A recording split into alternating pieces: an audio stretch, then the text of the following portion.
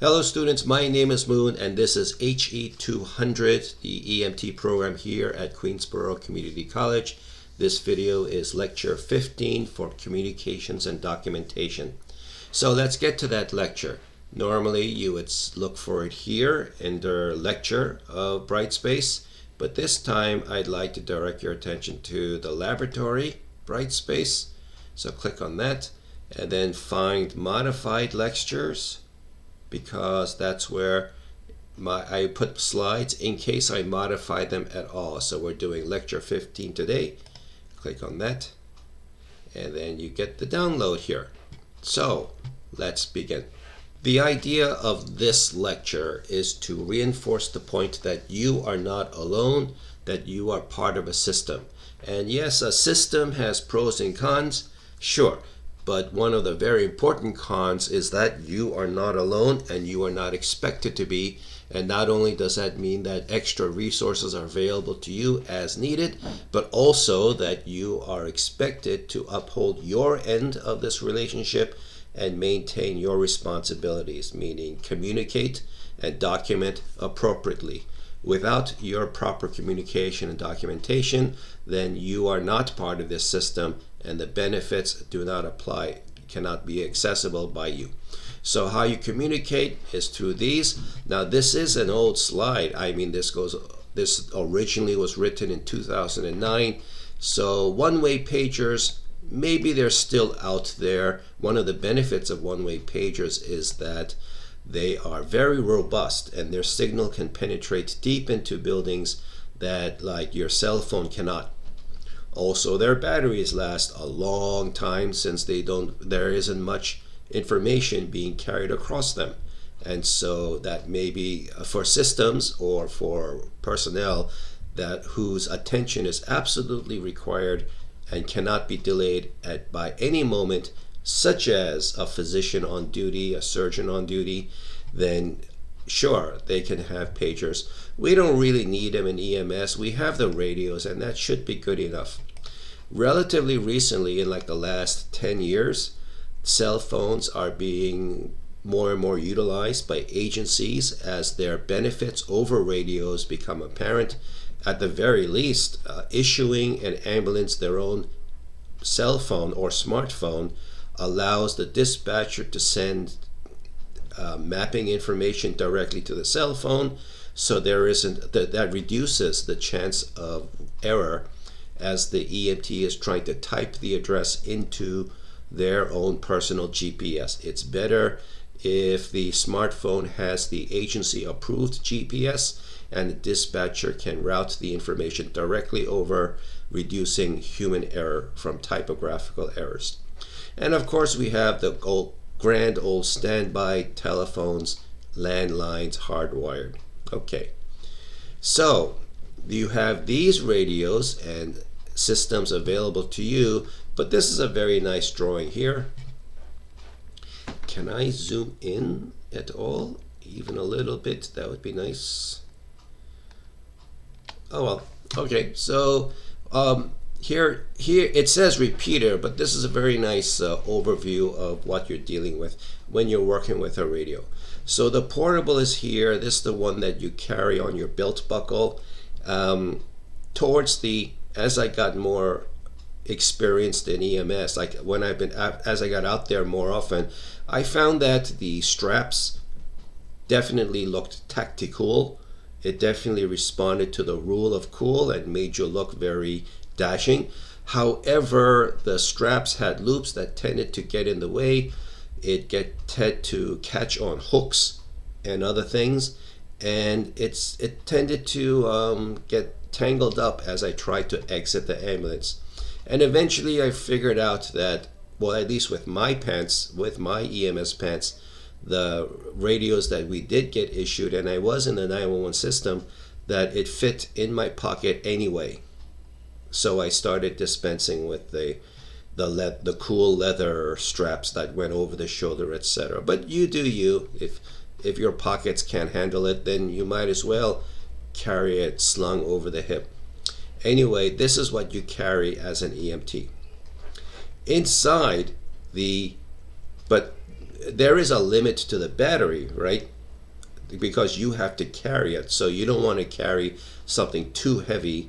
There's a limit to the power behind it. I don't know. I'm not electronics, but I don't know how this is supposed to go. But the range is only so far, and if you're lucky, it would go to the nearest tower.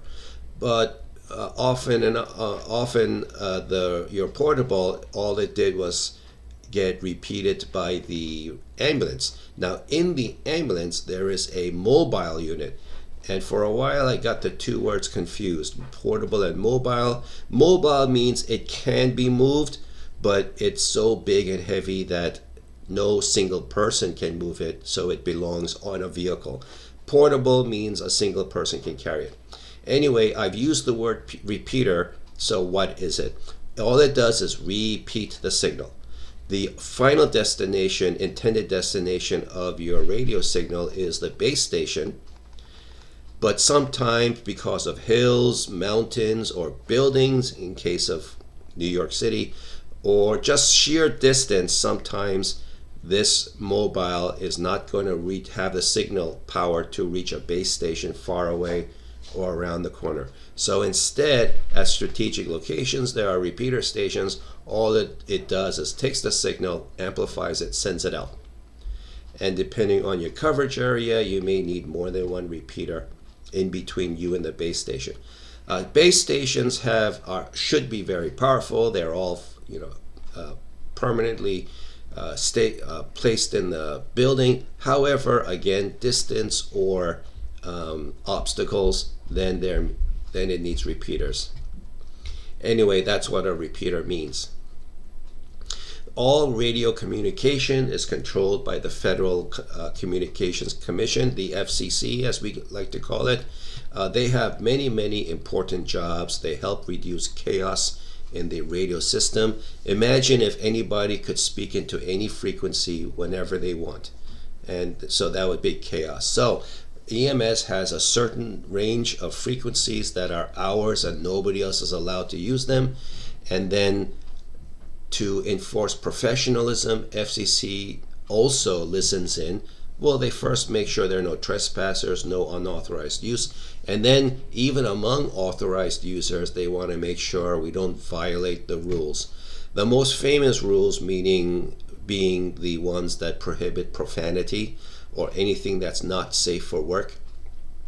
And don't think that if you mask your voice or imitate somebody else's accent, then they won't get you, because every radio signal you send out from yours will have a identifying code with it, and that's the one that you checked out at the beginning of your shift. So that identifying code is locked in with your radio, and if the FCC doesn't like how that radio is being used, it will send a complaint and a fine to the owner of the radio, which would be your agency, and the agency then, who doesn't want to pay that fine, doesn't want to get in trouble, will track down who had the radio at the time, and then you are in trouble. So no, just behave yourself. Some more rules here. Table 15.1, so go look it up and pause, or better yet, go to your textbook, go to this section and read it carefully. This is some good advice, so make sure you understand it well. Okay, most of this, however, you'll learn on the job, so I'll leave that up to you. Okay, so how does this whole thing start? Well, some caller calls the 911 system, right? And eventually you get the job to go to this location and take care of this person. So it goes through a telephone. It originally mostly went through the landline, but now more and more people have a cell phone or smartphone, and they don't even have a landline. Like I don't have a landline anymore. Anyway, this is how we reach the 911 system. And now you don't automatically reach the EMS 911 system. You reach the general 911 system. They figure out if this is a PD call or a fire fire call or any other hazmat, or if it's a medical or EMS call. When they figure out it's EMS, then they send it to the EMS operator. Now, a little bit of point of frustration here. The original 911 caller asks some questions like what's the nature of the emergency, and then the caller says it all, hoping that it's relevant and useful. But then after they get forwarded to the EMS operator, they often get asked the same questions again, and then that causes the caller to be frustrated. Well, I just said that. I just told the last guy. Why didn't you get this information on your display or whatever? You know what? Well, I guess I shouldn't be telling this to you because you already know this, but if you ever call 911 for yourself or a loved one, don't argue with the operators. The complaints you usually have against that, I mean, the complaints you want to say are about the system in general. The operators are only doing their job. They have no say in how it's done. You want the system to be changed, you have to go through other channels like politics and county town halls and etc. So if your main mission when you call 911 is to get the best help as soon as possible, then just answer the questions as quickly as you can. And since you are in EMS, then you know the kinds of questions they will ask, so have the answers ready in advance before you call. Anyway, we should be talking about the proper use of a radio, and so in order to make sure that we comply with FCC guidelines and to, after all, maintain professionalism, and this time professionalism means getting the best help to the most people as soon as possible, then here's a rule. The radio system that we use the last time I checked is simplex. I think there's a slide further down. But the main difference between simplex and duplex is that simplex, only one person can talk at a time. If two units try to talk at the same time, dispatch and another unit at the same time, then only one is heard. And it's almost random which one gets heard, meaning that the other unit that's been talking simultaneously will not be heard, and maybe potentially important information is getting lost. So with a simplex system, there is a talk button on all the radios and over at the dispatch center too. And so what happens is whoever's turn it is to talk, they press down on talk and then they talk. And then when they're finished talking, they let go. Now in the old days, the radio operator would probably say over, meaning that over to you. I'm finished talking, now you are allowed to talk. We don't really do that anymore. We just sort of stop, and then there's like a pause, and then through the context of the conversation, the listeners can hear that, okay, the other person stopped talking, so now it's safe for me to talk. And the whole point is to not allow ourselves to be talking over each other. The purpose of the dispatch, of course, is to make sure that the units are appropriately assigned, that reduce the number of duplicates. Sometimes they can't be helped, but hey, in reality that happens. Duplicates meaning that two units are sent to the same job through a misunderstanding. Maybe multiple people are calling 911 about the same thing. Anyway, that's one source of error. We don't want to add to the sources of error by mishandling or administration over at the dispatcher side. So sending ambulances to the wrong location, that's bad. Sending the ambulance with the patient to the wrong hospital, that's bad. And that's all pressure put on the dispatcher to make sure it's all getting done. But the dispatcher can't do anything, can't make the right decisions if they don't get the right information. So the pressure of providing the accurate and reliable information falls on the EMS units. Now, when an order or important piece of information is transmitted, it's good practice for the receiver to repeat it back word for word. And that's maybe you have noticed that in like more accurate action movies where they're talking over the radio, and the other person, the receiver, is really supposed to call it back. If a doctor or anybody sends an order over the radio, you want to make sure that it's properly understood, the orders are clear, and the only way to do that is to read it back. In radios, there's a lot of static, so there is a real possibility that the receiver heard it wrong, like a misplaced syllable changes the meaning of the sentence. The anyway, yeah. So now time. Instead of wasting airtime saying AM or PM and then possibly static cutting off that, and now the receiver doesn't know if the sender set meant AM or PM, it's always the 24-hour clock. So the time starts at 0000, that is after midnight, and advances through the hours for 12 until we reach 12 noon. That's 1200, and that's noon. But then what happens at 1 p.m.? That's really 1300, etc. So any time after noon, you just take the clock, the time it is, and then you add 12 to the hours. Whenever you leave the unit, you need to carry the radio with you because you never know what might happen. You may get cornered, you may get lost in a building, you may get separated for your partner. Both of you are supposed to have the radios.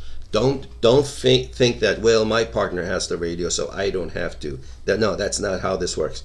Both of you have to be carrying the radio. If your ambulance has issued only one smartphone, okay, then somebody has to be designated to carry the smartphone, usually the chief tech or the the crew chief. But the radios, no excuse. Especially if you want to work in the 911 system, both of you have to carry both a radio each. That way, if you get separated, you two can talk to each other. You two can call dispatch from wherever you are for assistance. If you have an unstable patient, the one who you have been reassessing every 5 minutes, remember last lecture, then you don't want to show up at the emergency room where everybody is kind of busy doing their own thing and yell, "Oh my God, my patient's dying." Right there, you're just going to catch them unprepared. You would much rather have a trauma team assembled, ready. You want to know that there's a trauma bay cleared, the bed is ready, cleaned, and etc., so that as you and your patient show up and seconds count, that they don't waste seconds looking for somewhere to put this patient. So what you do is call notification ahead. Or around here it's called notification ahead, or just I called a note.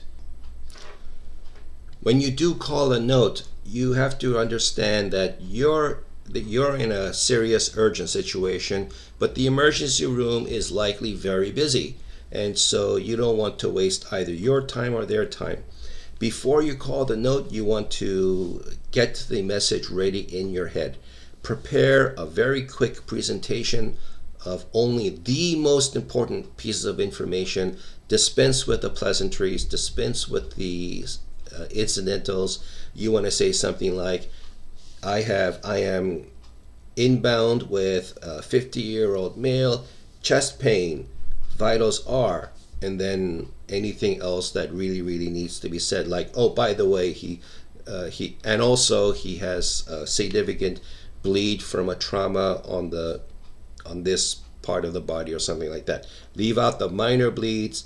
You don't even have to list through all the medications, because once you say cardiac or something like that, then the hospital can assume that there are certain things, unless there's like a really unusual medication in play that they were not expecting. So stuff like that. Now, how do you learn to put together a quick emergency note presentation? Well, that comes with practice and also experience. And of course, the longer you've been at this, the more you know about the disease process and interaction with the ER, the better you'll get good at it. And now, this is very important here. Speak clearly and slowly.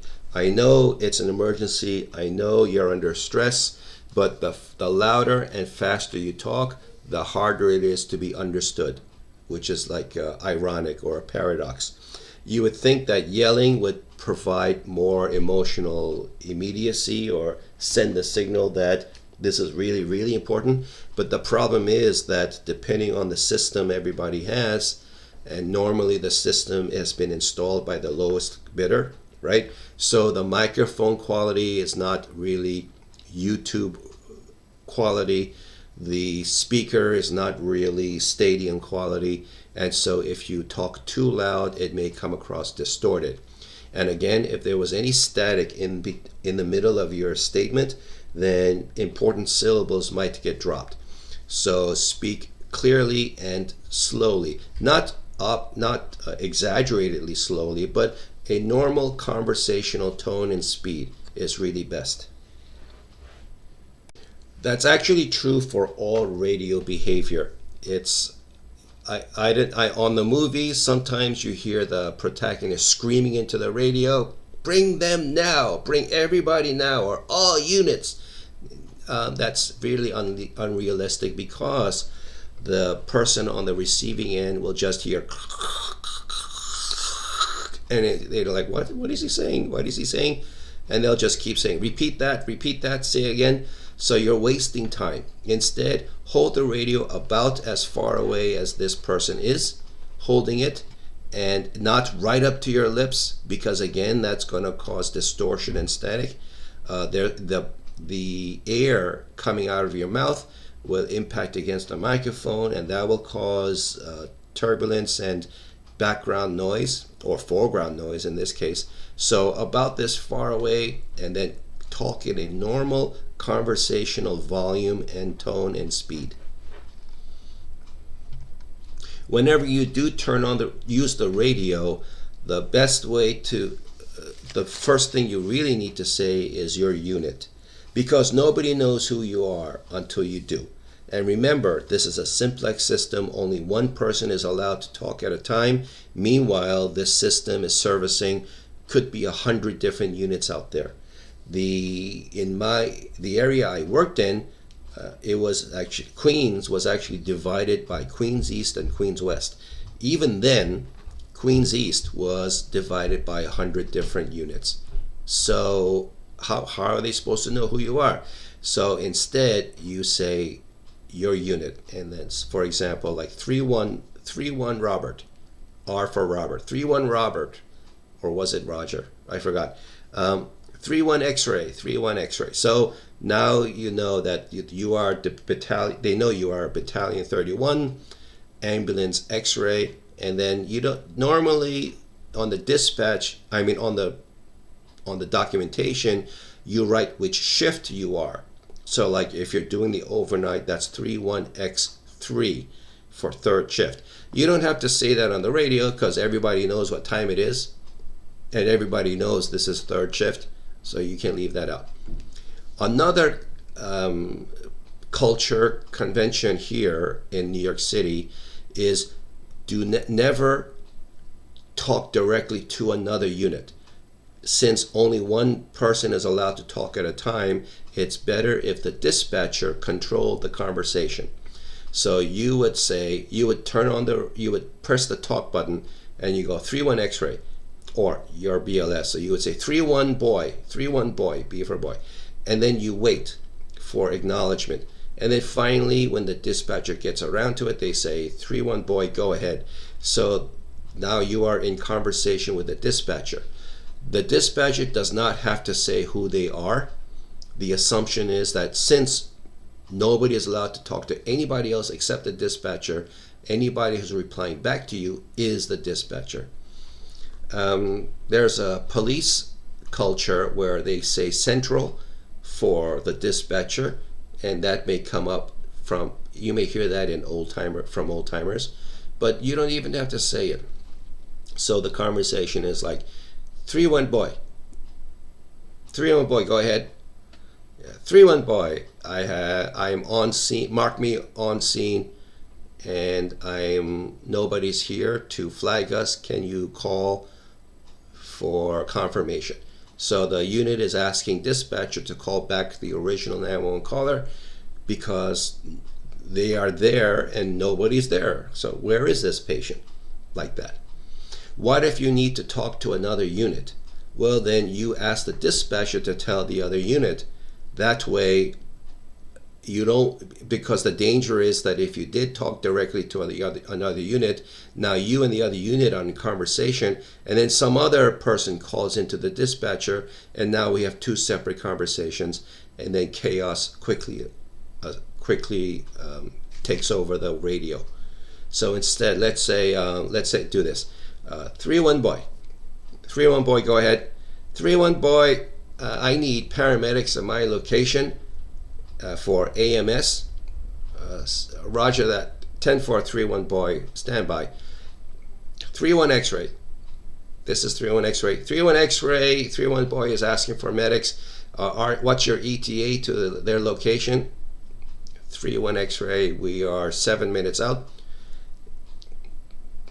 10-4, 3-1 X-ray. 3-1 boy. Did you hear that? Yeah, we heard that. This 3-1 boy. Send them. See, so instead of you directly talking to paramedics, the dispatcher is talking on your behalf. This controls the conversation. It prevents chaos taking over the airways. If you are on the way to somewhere, it's a good idea to give an ETA, estimated time of arrival. When you call notification, call a note. This is about as far as you might want to get to an emergency room note. It may be okay, well, pertinent now. Okay, the word pertinent means relevant, and now the word pertinent means two very important things depending on the context. If you are making a formal presentation to an attending at the emergency room, then you give all relevant information. You don't tell him about the time the patient stubbed his toe when he was a child, but you tell him all about like past hospitalizations, any past hospitalizations, any time the patient was treated for the chief complaint in the past, etc. When you are calling a note to the emergency room as you arrive, now you don't have time for even that. Only if it's something that the emergency room absolutely needs to know to save this patient's life as you burst through the double doors of the emergency room. So that's the difference. So same thing for 6, I guess. Major past illness, only if it determines the difference between life and death, to know this information. That's calling the note ahead. Of course, they are expecting vital signs. Absolutely. If you don't give them vital signs, the operator at the emergency room, or it's usually the nurse who takes the note, is going to wonder what's wrong with you. Like, everybody knows to have a set of vitals ready before they call. Rampart General ER, go ahead with your note, and I'll say, this is 3-1 boy ETA to ER 5 minutes with a 50-year-old male complaining of chest pain, 9 out of 10. Status post cardiac surgery 2 days ago. Not oriented to time. Vital signs 90 over pulse 124, respirations 26, on non-rebreather. Positive JVD pedal edema. Given aspirin and patient's nitro. Patient also on Plavix. There. Now there's way more information about this patient, but I'll tell them in the ER when I get there. They've heard enough from me to fill in the blanks and get the code team, get the medical team and the code team ready, just in case. Okay. Contacting medical control, if required, is a different kind of call. Okay, so this one, you do need to have all information available ready. And what happens is, at least here in New York City, when you call medical control, or OLMC, or sometimes what they call it is telemetry, is another name for medical control, you're not getting the doctor right away. You're getting you're getting somebody holding on the manning the phone line. So they are like a kind of like a triage on the phone. Usually a paramedic's job to do that. Anyway, they call to get all the information and then to remind you, the caller, if there's anything important that's missing. And then when the full picture is finally put together, then this call receiver decides where in the priority stack you sit waiting to talk to the actual doctor, because either maybe nothing else is going on that day and you get routed to the doctor right away, or maybe it's been a busy night and there have been 2 other calls preceding you, and then because the nature of your call, you have to wait for the most important one that the doctor is currently working on. But then you can sort of like get jumped ahead of the second caller who was calling for something less important. Anyway, you just sit there on hold, and then finally the doctor finally gets online and says and asks you, okay, so you're the one with and then describes the patient. You say yes, doctor, and then you give the overall situation, or the doctor asks you pertinent information, because all that you just gave to the previous guy is already on the screen in front of the doctor. And then the doctor asks some like illuminating information, and you tell them that as best as you can, and then the doctor gives you an order. And now, once you've given the doctor gives you an order, you repeat it back. Doctor says, all right, give this guy another dose of nitro, and give this guy another 0.4 milligrams of nitroglycerin, and transport to the cardiac center. And you repeat it back. 10-4, doc, I'm going to give the patient another 0.4 milligrams of nitroglycerin sublingually, that's the route, and I will transport to the cardiac center instead of the nearest 911 receiving. There. Just to make sure that you got it clear. And then that's pretty much it. And then he's going to hang up on you and you go about your way. The verbal report is a different kind of animal, where the notification was the most urgent and the shortest. The call to the doctor was more informed, well informed, but you were kind of in a hurry to get stuff done because you had, a dying patient in front of you. The verbal report is what you give to the triage nurse when you arrive into the emergency room. You've already been waiting online in the hallway. Like, you are not the first unit there. You're going to see multiple units there. And if it's not a notification ahead, then you don't jump to the head of the line. Your patient is stable, so you just get to the end of the line in the hallway until it's your turn to get to the triage nurse. And the triage nurse finally finishes the previous patient paperwork, and then turns to you and say, what you got? So the pace is a little more relaxed. Now you have time to give the entire full presentation. It's pretty much what you just saw up here, right? These 11 points, except that the standard or the cutoff for relevance is much lower. And now you give every piece of information you have, and the nurse is sitting there typing away at the terminal, entering this or finding the right place to put it in. This could be like a 3-minute presentation.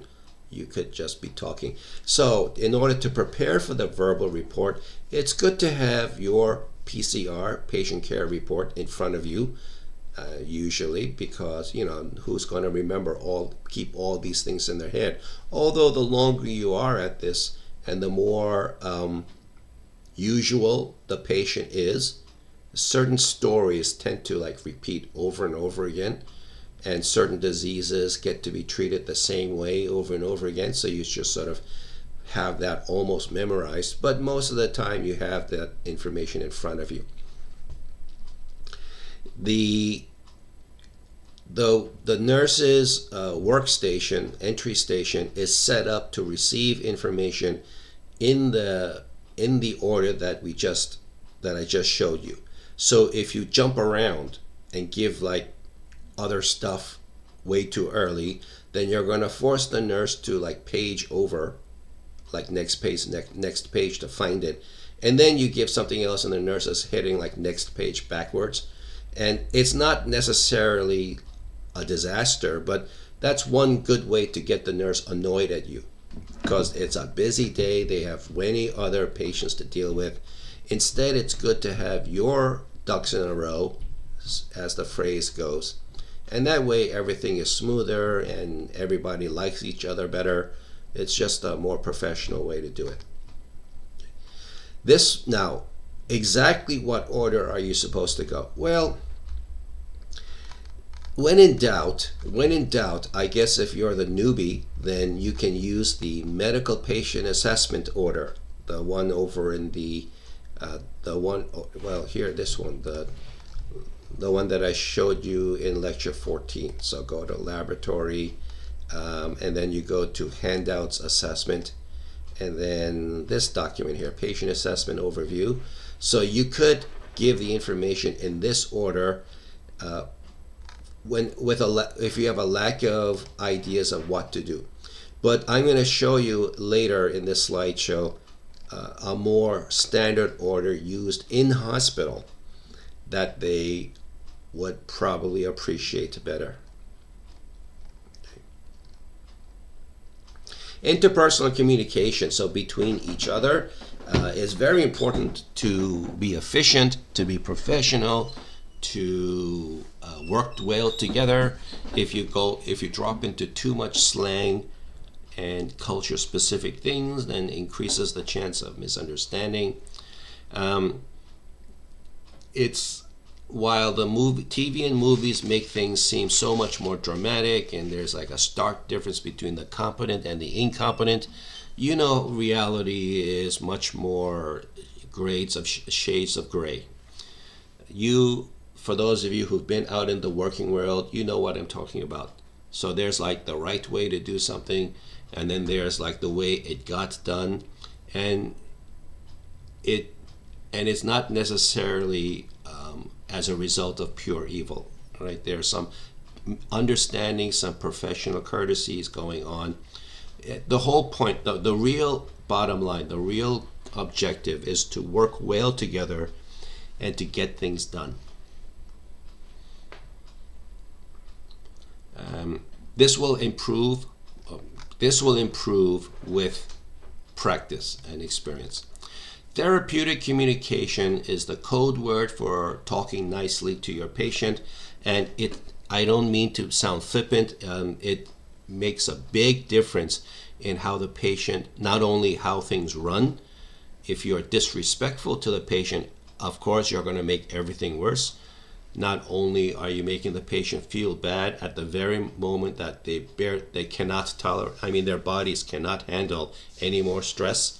Their body is already under huge amounts of stress from the disease, from the injury.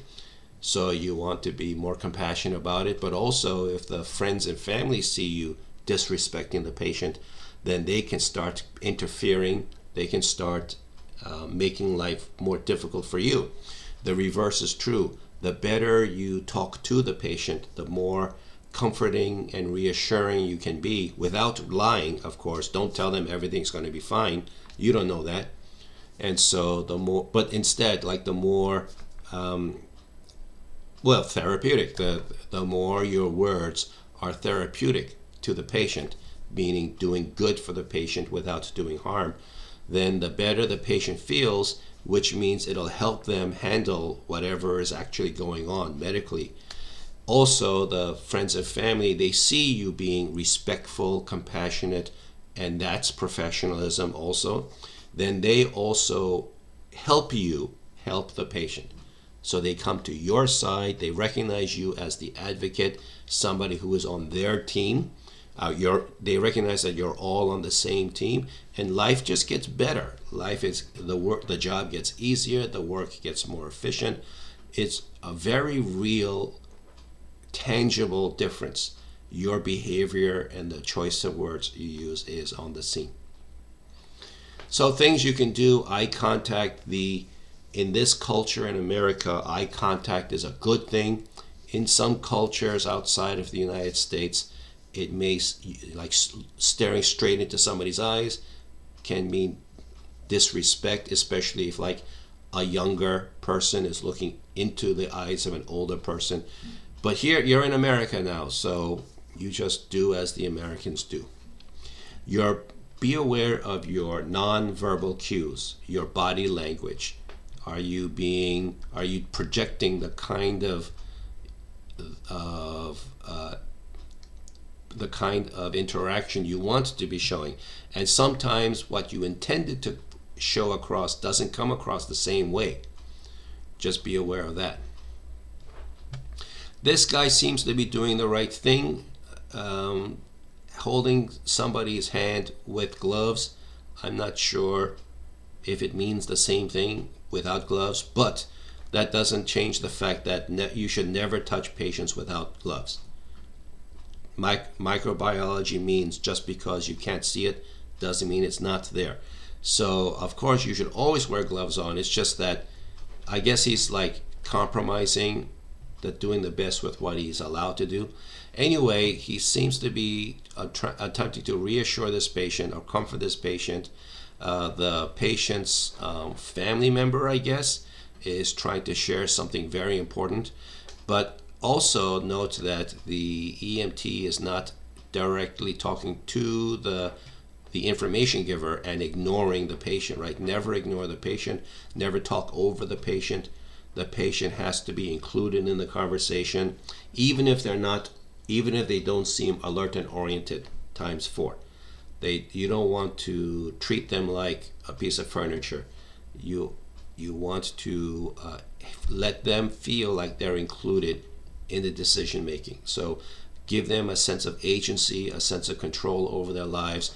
At the very moment, they must be feeling so much stress from conceptual claustrophobia. Do not use medical terms to the patient or friends and family. Medical terminology is only for between you, co-workers, and the rest of the health system. Medical terms are for efficiency in the health system, but that efficiency only helps or is only possible if the two of you, the sender and receiver, agree on the terms. The problem is you don't know what kind of medical education patient, friends, and family have, and they may completely misunderstand the term. And the most common medical term that's misunderstood is the R in OPQRST. R stands for radiate, but that doesn't mean the same thing. In medicine, it means moving, but in the general public, casually, it could mean nuclear radiation, and that's going to stress out the patient and their misunderstand. So you can remember R or speak to the patient where R means region, so like where is it? And then, okay, the patient can understand without flipping out. Never lie to a patient, even if you meant well. Like, don't say things like, it's going to be okay. You don't know that. You don't know that. So never say it's going to be okay. Don't say things like, you're going to be fine, or nobody's dying on my watch. That is absolutely like a stupid thing to say. You're trying to claim powers that you just do not have or nobody has. So never give false confidence. If somebody says, am I going to be okay? So deflect the question by saying, we're taking you to the hospital as soon as safely as we can. We're getting you to the doctor who can answer that for you. And then finally, if they keep pressing, then you can just say, I'm not a doctor, but we're taking you to a doctor. We're taking you to the hospital.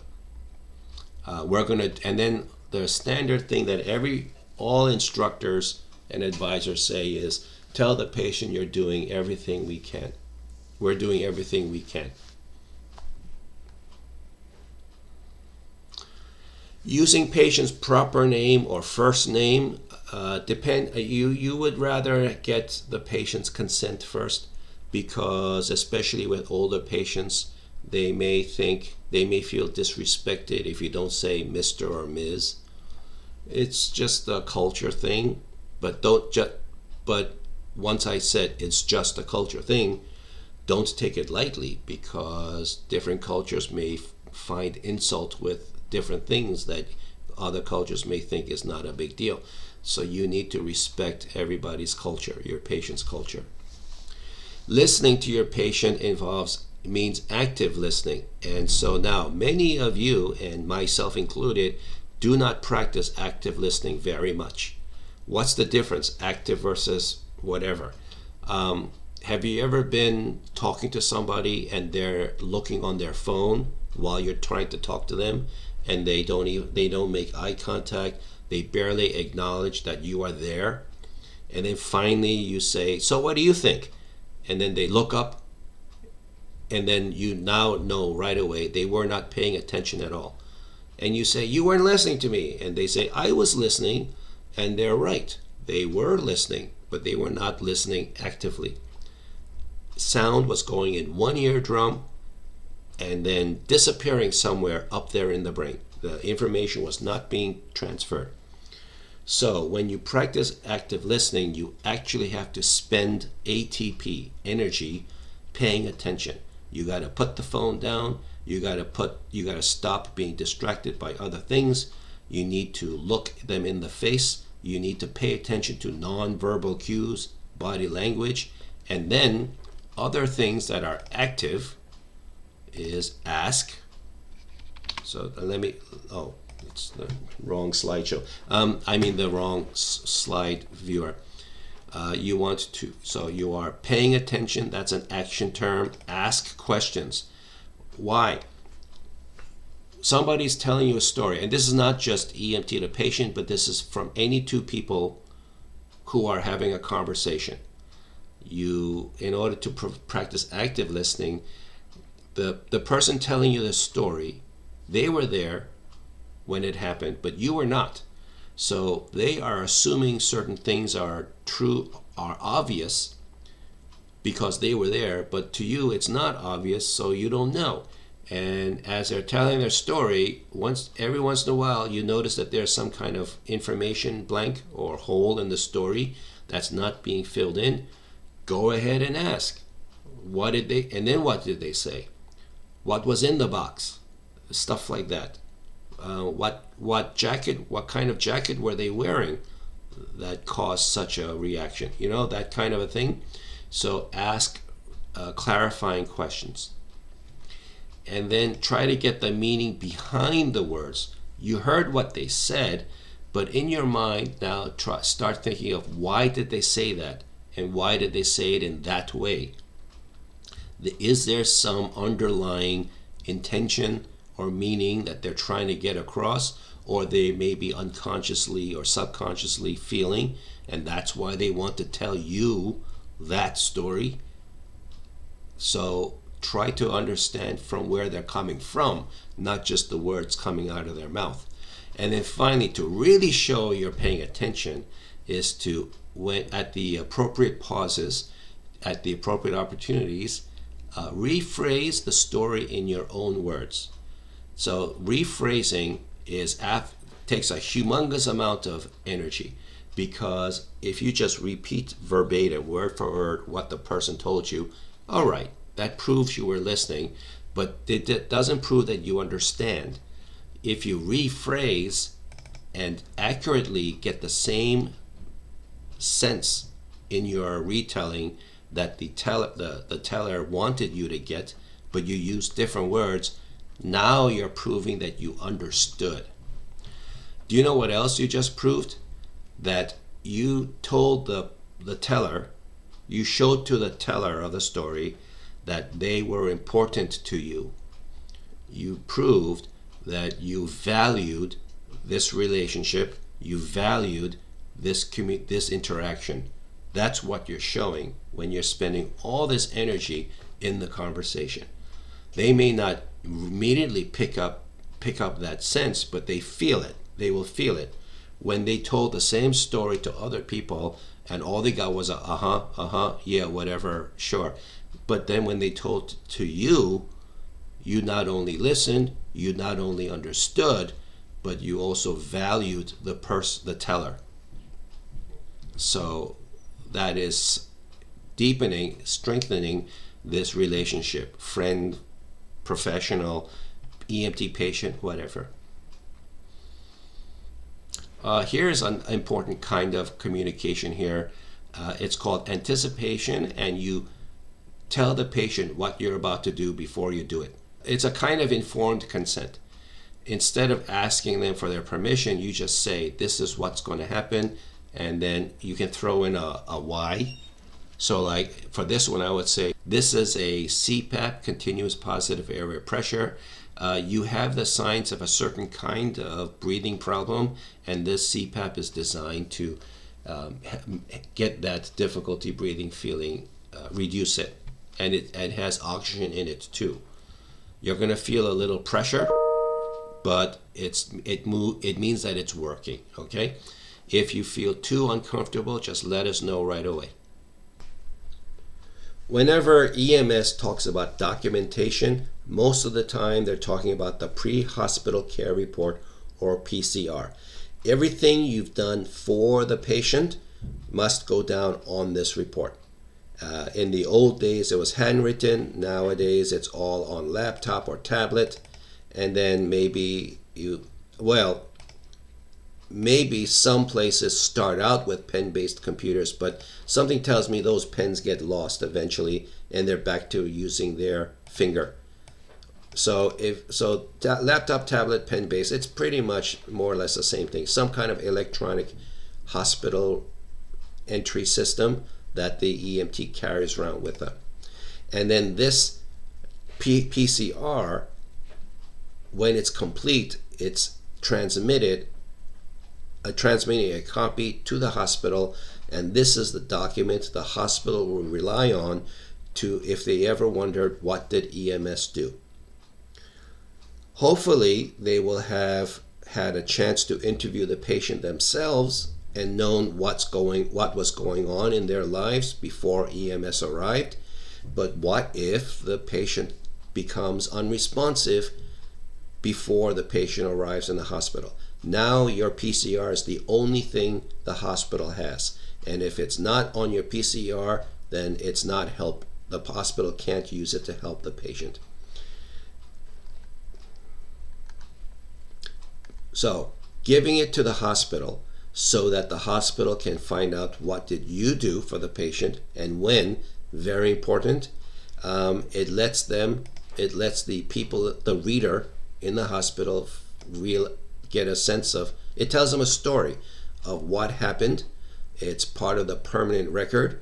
It's when you look up the patient's chart, any chart in a hospital, there will be a tab for EMS, if they were brought in by EMS. And now, who gets to see this information? Well, the hospital does because it's continuity of care, but also insurance companies because they will be the ones who justify reimbursement for all of these treatments, and that's how your agency gets paid, and then that's how you get paid. A copy of it is also sent upstairs or upstate to the city, county, state agencies, overseeing agencies for statistics, for research, for quality of care control. A copy, of course, is kept with your ambulance agency for continuing medical education and call review. Call review is what we call it when the supervisors collect the PCRs for that month or week or whatever and pick a few that are of interest and then redact all of the identifying information out and then share these learning opportunities with the audience. And so by going to these call reviews, you see what's been done or happened in other calls, and then you learn from them, learn from their mistakes, or learn an extra neat trick or two, or get like a review of important topics and information. So it's education.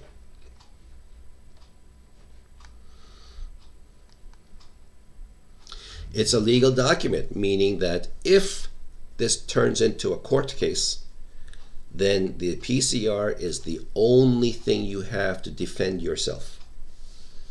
Which means, so it's your proof that you did the right thing for this patient. So if you didn't write it down, it didn't happen, and this can really get you. Some people, some cynical people say that they write as little as possible so that there's no way that the lawyers can get them. Well, I think what they should have been saying is, don't write down anything that didn't happen, that's for sure. Leave your opinions out of it, that's for sure. But if you did something, you really need to say that you did it. For example, let's say you give everybody who's difficult breather oxygen. That's what everybody does. But with one patient, you forgot to write it down. You did give them oxygen, you just forgot to mention it in the PCR. Later, patient dies. It may be unrelated why he died, but he died.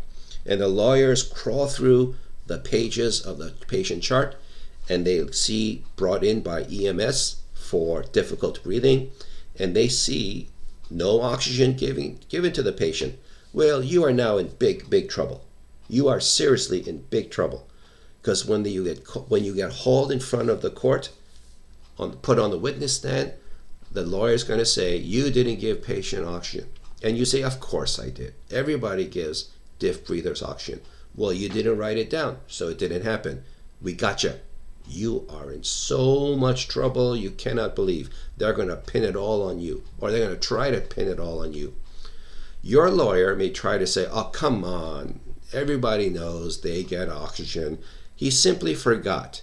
But in a court of law, it's pretty much, if it wasn't documented, then it's not evidence, and it didn't happen. Don't let that happen to you. So be thorough. Don't overstate things. Don't inflate yourself, your importance, don't be, what's the phrase now? Farming for aura? Is that what it's called now? Anyway, don't try to state things that are not true. But if something happened, you really need to write it down. Now, if you made a mistake during patient care, should you include that? I would say yes, because here's the thing. You may think you made a mistake, you don't want to admit it, so don't say it. And you may think you can get away with it. But one of these days, you're not going to mention that you dropped the patient off the stretcher, and so you didn't write it down. But then later, you're hauled into court, and you're like, what the hell? Why are you bothering me? And then the lawyer says, we have video of you dropping the patient. Oh, okay, now they got you. Now they got you. Not only did you make a mistake, which could have been forgivable or understandable, but now they got you for concealing evidence, obstruction of justice. So if you did make a mistake, I would suggest you write it, you include it in the PCR. And then, of course, you will be in trouble, but hopefully wise supervisors who know this happens all the time. They know mistakes happen all the time. They've made mistakes too. The worst they will do is send you for write a letter saying bad EMT, don't do it again, and then they will send you to reinforcement training, like how to lift patients, as demeaning as that sounds. But hey, it's better that they won't fire you unless it turns into like a newspaper headline. They usually don't fire people for making mistakes. Instead, they think of you as somebody who has owned up to their mistake and is now a little bit wiser for having made that mistake. And so you are actually a more valuable employee. That's a supervisor's way of thinking. So why should they fire you? You are now worth more to them than the next employee. So they would rather hold on to you. What if you make a mistake on the documentation? Like you say you gave, I don't know, 600 milligrams of aspirin on the PCR, but then you, on rereading it, you see, oh my God, of course I didn't give 600. Of course I gave 324 milligrams as per the New York State protocol. What do? So, but then that's back in chapter 3, legal, right? You all know what to do, right? If it's on paper, single line through the 600, your initial, and then next to it write 324 milligram, and there. That's all you need to do. Everybody understands, oh yeah, you made a typo, big deal. No big deal.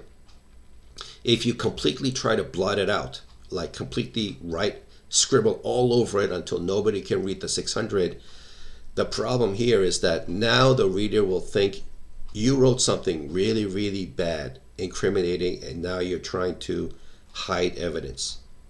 And if you try to say, no, that was just a 600, but nobody believes you because they can't see for themselves that it was 600. So single line so that everybody else can read it, but it's clear the single line makes it clear that it is not anymore true, initial, and then the correct value next to it. Now that's for paper. What about electronic PCRs? You did the whole thing, you made it all the way to the end, you hit submit, and a copy is sent to the hospital. And then later you remember, wait a minute, did I write 600 for the aspirin or 600 for something else? And then you go back through the locked PDF file, and you see, oh my God, I wrote the 600 in the aspirin file and the column instead of the other one. What do? You find the button that says addendum, and you fill out the addendum form. It's usually just a blank text screen, so you just type it all out and then hit submit. And since it was submitted like only a few minutes after the original form, everybody understands, oh, okay, so you're correcting a mistake from the previous form. Got it. All right. Yeah, no problem. Just, okay. So I said somebody who else needs to read this PCR is the insurance company, because, that's how you get paid, right? That's how you get money out of this job. Research and education, a copy is sent upstate to researchers so they can see, over the last 5 years, we've been giving 324 milligrams of aspirin. Did it work? Was it a good, did the reality match up the theories that we had before, or do we need to adjust it? So that's how would they know? They gather data, statistics, demographics, this many people of this many age ranges, etc. Continuing education is that call review that I spoke about before. Now, tracking EMT's personal experience. I'm not really sure where they're going with this, because in call review, the names of the EMTs are also redacted. Redacted meaning made not visible to the viewing audience. So I'm seriously, I'm not sure what they meant by it. If anybody wants to email me saying what they think this means, then go ahead and contact me. That by contacting me, you will prove that you have watched this part of the video. Not everybody in the class watches the videos. Quality improvement. So that's the call review that I was talking about. And then the purpose of the call review and this whole thing is not to punish people who screw it up. That is not the purpose of the call review. Punishment is a private conversation between the EMT and the supervisor. That's it. And and the medical director and the business up. So this is a in-company issue. It is not for general consumption. So call review and PCR review is not is never meant to punish individuals. Instead, it's at the worst, it's to show the wrong way to do something. And all the identifying information of the EMTs are redacted, their badge numbers, their names, of course, sometimes even the unit, because if you knew the unit and the date and the time, then you can sort of like figure out who was there. So the unit number is redacted too. Anything that could be traceable is blocked out. And then you just say, this crew did this thing, and I think we can all agree that was not the right way to do it. Now let's talk about what's the better way to do it. There. So we have this conversation at the call review, and everybody learns from somebody's past mistakes. Supervisors go through all the PCRs to make sure that everybody did everything the right way. If they saw a discrepancy, if they saw something troubling, they will call the individual EMT in for a private conversation to get to fill out the details of the story and then take corrective action if necessary. Sometimes a PCR shows that a crew did exceptionally well, like really well, like they deserve an award. Then how was anybody supposed to know? Well, by going through the PCR. And now, if something bad happens, but after a review of multiple PCRs, they see that it's a pattern in the agency, then maybe it's not a problem with the EMTs, it's a problem with the way the agency runs things. It could be a policy problem, it could be a protocol issue. Protocol issues are then forwarded up the chain to upstate, and then maybe in the next protocol update they'll modify it. But for agency issues, then they are forwarded to the medical director and the company owner, etc. And they go, yeah, we should change this. Okay, so from now on, don't do it this way. We'll have to do it this other way. So it's not the EMT's fault, it's the agency's fault. Did you know that the charter of the EMS agencies, EMS operations in every state is run by the Department of Transportation of that state? It's not under the authority of the Health and Human Services. It's not under the authority of the Health Department. It's under the Traffic Department. And that is a historic matter. Originally, Chapter 1, EMS ran as ambulances on roads. And that's what, it wasn't even like trained EMTs. It was just literally ambulance drivers.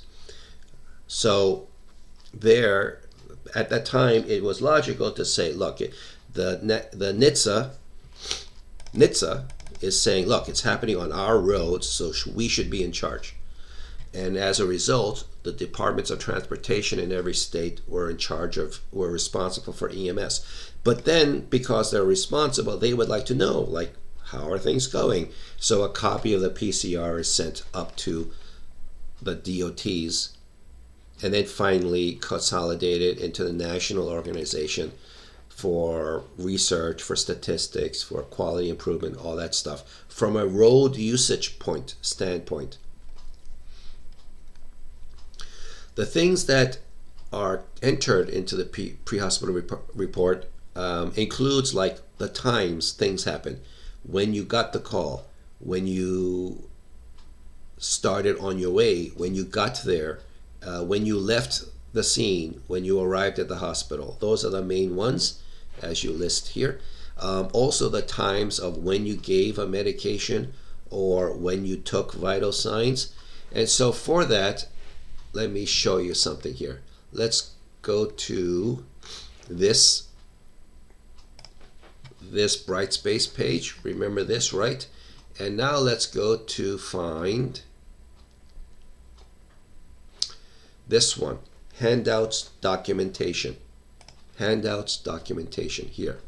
So here I have an example of an old paper PCR. Showing you an example of an electronic PCR is a little more time involved, because then I'd have to show you all the dialog windows. So here's a typical paper PCR, and here it is. The 6:3 time is when they are on their way to the scene. The 9:8 time is when they dropped the patient off at the hospital. They finished cleaning up the ambulance. They finished restocking the ambulance, and so now they're ready for another call. Where are all the other times that I just mentioned? Well, this is for a student. This is for EMT student. So we kind of simplified it down. Anyway, here are the times for the vital signs. So here's space for 3 sets of vital signs. Of course, if you are with the patient longer than potentially 15 minutes, if this is an unstable patient every 5 minutes, then of course you would use the narrative section to list the other times that you got the vital signs. Let's see, what else is here? Here's the AMP of sample. There is the OPQRST of that, the history of present illness. Here are some other checkboxes here. So this is an old PCR. You can look through at your own leisure, and it's modified for student use.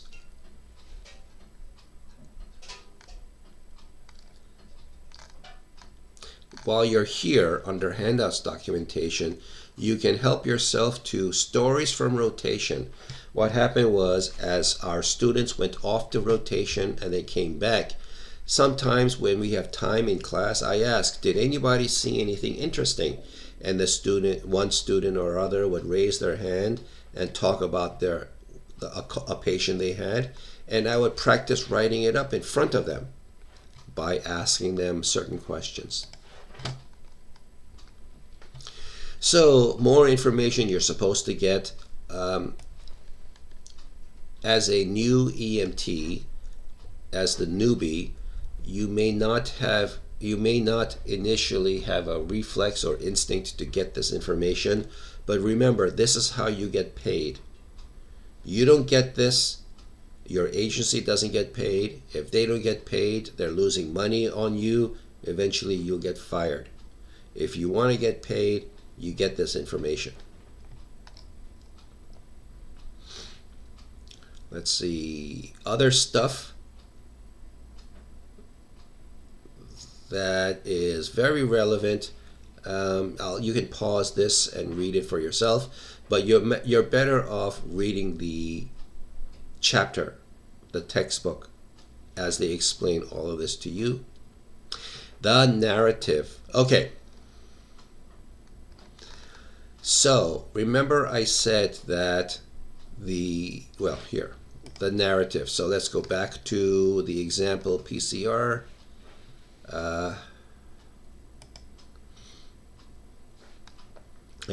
So this is like various checkboxes, and yeah, that's very useful, I guess. But down here is this block of text, and so here's the difference. This is this makes it easy to gather statistics, and so and then on the laptop it makes it easy for a computer to scrape this information out and put it in like spreadsheets.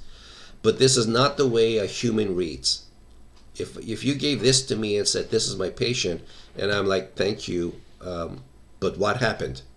And they say, it's all here. And I said, I know it's all here, but I don't think like this. As a human, I need a story. This is the story. And now, before you go off and write the great American novel, there's a certain way to write the story, because the reader, especially in hospital, the nurse and the doctors who are reading your narrative, are expecting certain kinds of information in certain places, because they don't want to read some long-winded fairy tale, not a fairy tale, some long-winded novel about what happened, And this doesn't look like a lot of space, but remember on your electronic PCR on your laptop, Toughbook, this is a text field, and there's like 3 dots here that you can click and drag, and so it can fit, I don't know, 256 characters, or maybe maybe now there's space for 256 pages of text. So there could be a giant novel, and if the piece of information is like buried in there like a needle in a haystack, it's going to take them a long time to find it, and more likely a very busy doctor is going to give up, and is going to find out who wrote it, and they're going to curse the name of the EMT who doesn't know how to write a proper narrative. So what are they expecting? What kinds of format or locations are they expecting? First, you want to divide the narrative into subjective versus objective. So I should have flipped this. Subjective are things people told you. Objective are the things information you got. Sounds a little like the difference between sign and symptom, and you'd be right. So all the signs go here, all the symptoms go here, and so this is supposed to be in the top half of the narrative, and this is supposed to be in the bottom half of the narrative. It goes deeper than that. So what did they tell you? This is the subjective area. Well, the chief complaint should be near the top, because that's where the doctor will look. And then somewhere like towards the middle, so the bottom of the top half, so towards the middle, there would be pertinent negatives too. And what's a pertinent negative? Okay, depending on the disease process, certain symptoms show up more often than others until they get associated with that. For example, cardiac.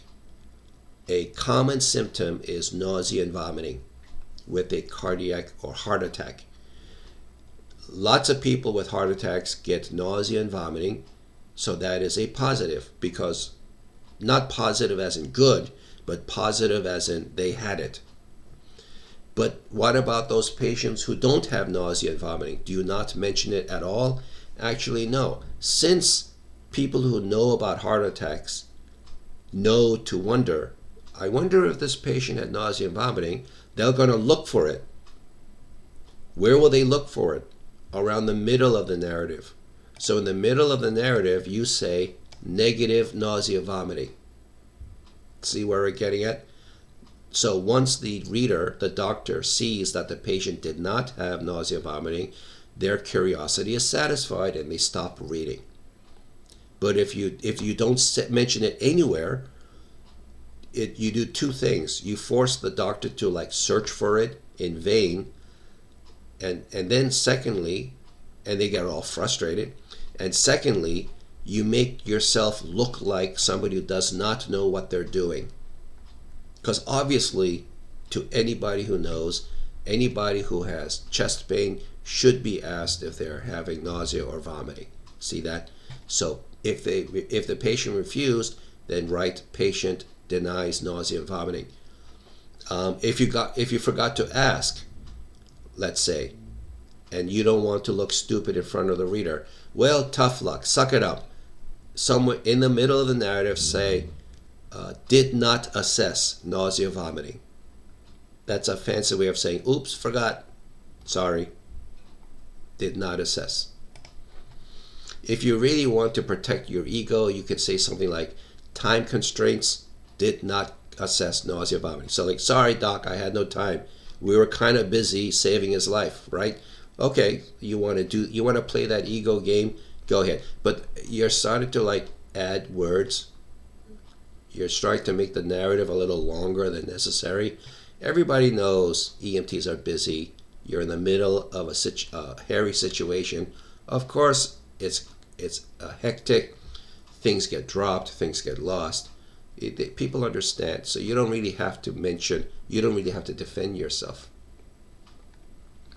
Radio codes should be left out of the PCR because radio codes change from county to county, from state to state. So what was one code in one place may mean a totally different code in another place. It it's not transferable, so leave it out. Just say what you meant, like at this time informed dispatch we needed ALS, something like that. What are radio codes? Oh, okay, glad you asked. So let's go to a search engine and look for FDNY 10 codes. So here's an example of the 10 codes that you may encounter. Well, the one that everybody knows, right? 10-4, 3-1 Adam, proceed to Main Street and Roosevelt Avenue, 3-1 Adam, 10-4. Okay, so I got your message, I acknowledged it. So anyway, the 10 codes are trying to be phased out. The people at the top are always trying to say don't use them, because beyond like the few that we use every day, the rest of us don't know what the others mean. And then as soon as you cross boundaries, like to another county, then those codes mean something completely different. And so that can cause real confusion if in the middle of stressful situation you start blurting out the 10 codes, because that's what you're used to doing. Instead, we're supposed to say use plain English from now on.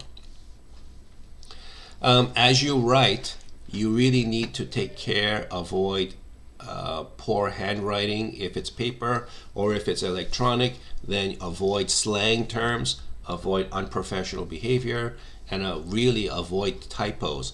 Because if you switch one letter in a complicated word, you may cause it to mean something totally different, and you're just going to cause confusion. After all, why are we writing this patient care reports? And the main reason is you want to provide continuity of care, accuracy of information, so that the people who take care of your patient further going forward will take good care of them, because they are given the best information that you are able to obtain. The other reason is that illegal. If you get hauled into a court of law, then your PCR is the only thing that will remind you of what happened that day. I've never been sued for what I've done. Actually, I've never been sued for anything. But anyway, I've heard that when somebody is subpoenaed for a patient they participated in their care, it happens several years after the fact. Several years after the fact of full-time ambulance work. So you're seeing like you're seeing potentially 2,000 patients a year, like 40 hours a week times 50 weeks, right? So that's 2,000 patients. You're not going to remember anything of what happened to one of your patients several years ago, and especially if, as far as you remembered, it was like a routine call. It's the worst day of their life for them, but for you it was a Tuesday. It was like the third asthma emergency that day, or something like that. But then something horrible happened after you left, after you dropped them off at the hospital, and maybe you thought, well, that's not my problem, but not the problem. Your problem is that you are now on the witness stand. And the only thing that you can do to remind you of what happened to that patient that day is what you wrote on the PCR. So you need to write carefully. Am I on the wrong screen? You need to write well to defend yourself.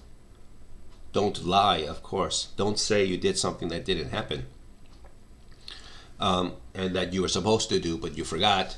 Right? Don't lie, but you use the thing that's written down to show that yes, you did the right thing for the patient. When dealing with patient information, always remember HIPAA, and always remember HIPAA is spelled with 2 A's, a single P, and so you have to protect patient confidentiality, and people take this very seriously. People have gotten fired for not being careful with the documentation with patient's name and identifying information. And please, for all that you find holy, please do not take pictures of the patient or the scene and then post it on social media. Somebody will triangulate, somebody will geolocate, and then the patient's lawyers are coming after you.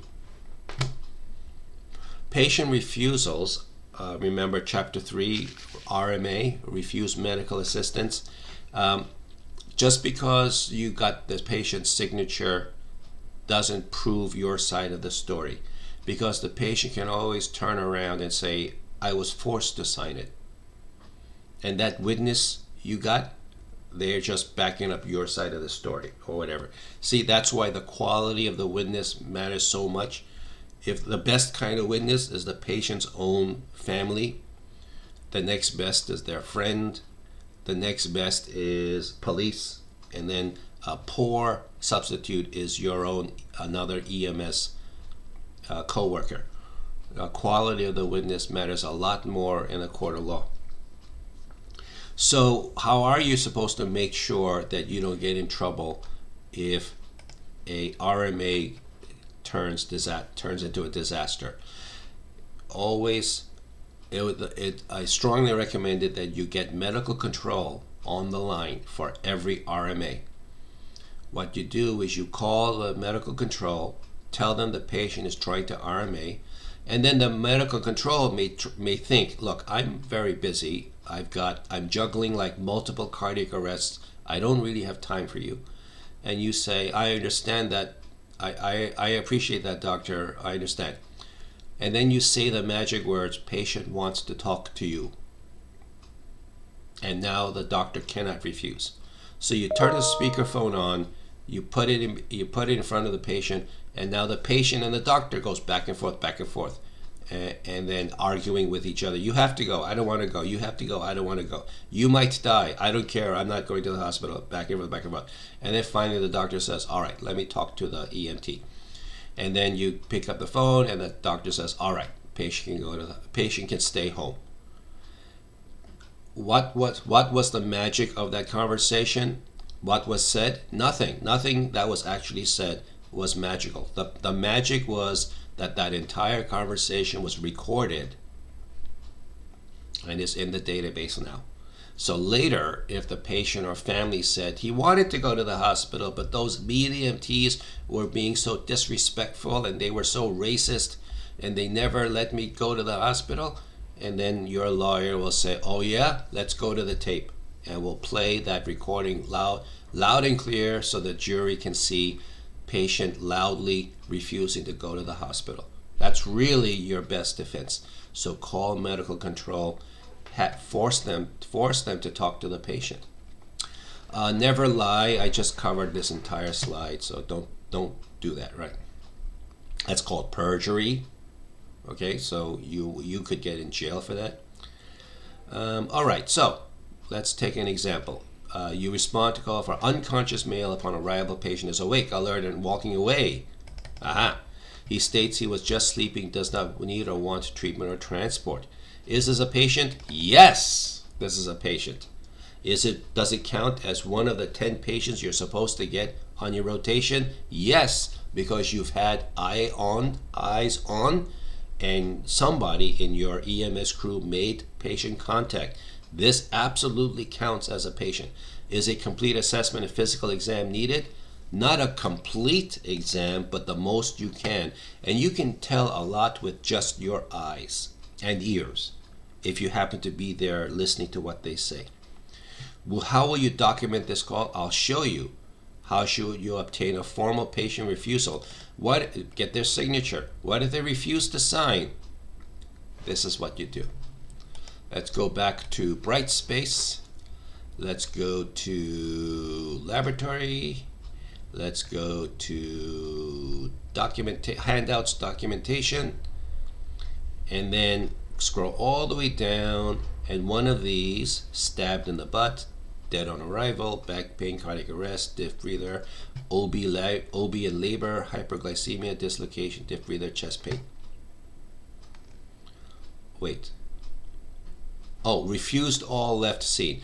This one was so important, I wrote it up fully. So let's go have a look at this. Let me double check the screen.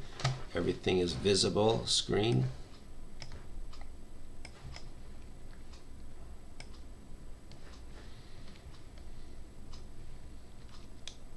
Oh, it's my video editor that's doing it. Okay, so here's the PCR, and even though the patient walked away and refused to share any information, he just said, "Go away from me, don't touch me, get away." And then you say, "Please sign this," and he goes, "F you, I'm not signing anything," etc., etc. So you may think that's not a patient, but look what I just wrote up out of it. Oh, I have to zoom in. Zoom in this way.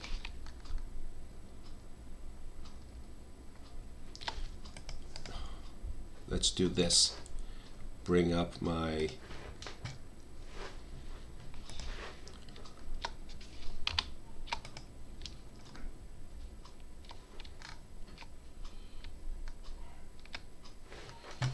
what's a good way to do this? Can I open image a new tab? Ah, yes, good. Okay. This is my narrative. Keep zooming in here. Okay, I'll read it out to you. Your unit, 3-1 Adam, respond to street corner for unconscious. Found bystander stated they called 911, pointing to apparent patient walking away from scene. Patient appeared middle-aged male, steady on feet. No obvious deficits or life threats.